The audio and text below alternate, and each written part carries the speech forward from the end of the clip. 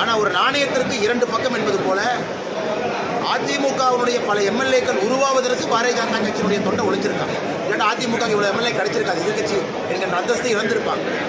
அதனுடைய வெளிப்பாடு 2024 தெளிவாக தெரிஞ்சிருக்கேன்.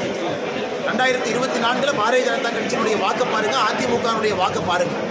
அப்படி இருக்கும் பொழுது அரசியல் தெரிந்த யாருக்குமே தெரியும் அதிமுக வாங்கியிருக்கக்கூடிய எம்எல்ஏக்கள் எத்தனை எம்எல்ஏக்கள் பாரதிய ஜனதா கட்சியினுடைய தொண்டர்கள் கொடுத்தாங்கன்னு அவங்களுக்கு தெரியும். அதனால் வாக்கு சதவீதம் 3 வருஷத்துல அப்படியே மாறிடும், அவங்களுக்கு தெரியும்.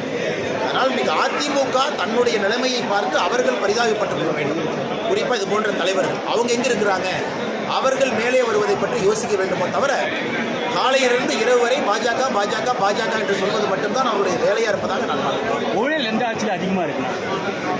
தமிழ்நாடு நான் தொடர்ந்து சொல்வது, தமிழ்நாடு என்பது ஊழல் நிறைந்த ஒரு மாநிலமாக மாறிடுச்சு.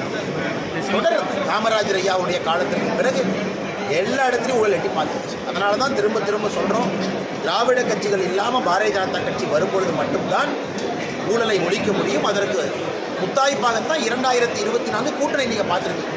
அதனால தான் நம்ம கூட்டாட்சின்னு சொல்கிறோம். 2026 இந்த 2024 கூட்டணியே இந்த ஊழலை ஒழிக்கணும், திராவிட கட்சிகள் இல்லாத ஒரு மாற்று அரசியலை தமிழகத்தில் கொண்டு வர வேண்டும் என்று தான் அந்த என்டிஏ கூட்டணியை தமிழகத்தில் உருவாச்சு. அது நிச்சயமாக 2026 பெரிய மாற்றத்தை கொடுக்கும். அது வரைக்கும் என்ன வேணாலும் பேசிக்கலாம். அதிமுகவுடைய சக்தி உங்களுக்கு தெரியும், எனக்கு தெரியும். வாக்கு சதவீதம் மூலமாக வெளிப்பட்டிருக்கிறது.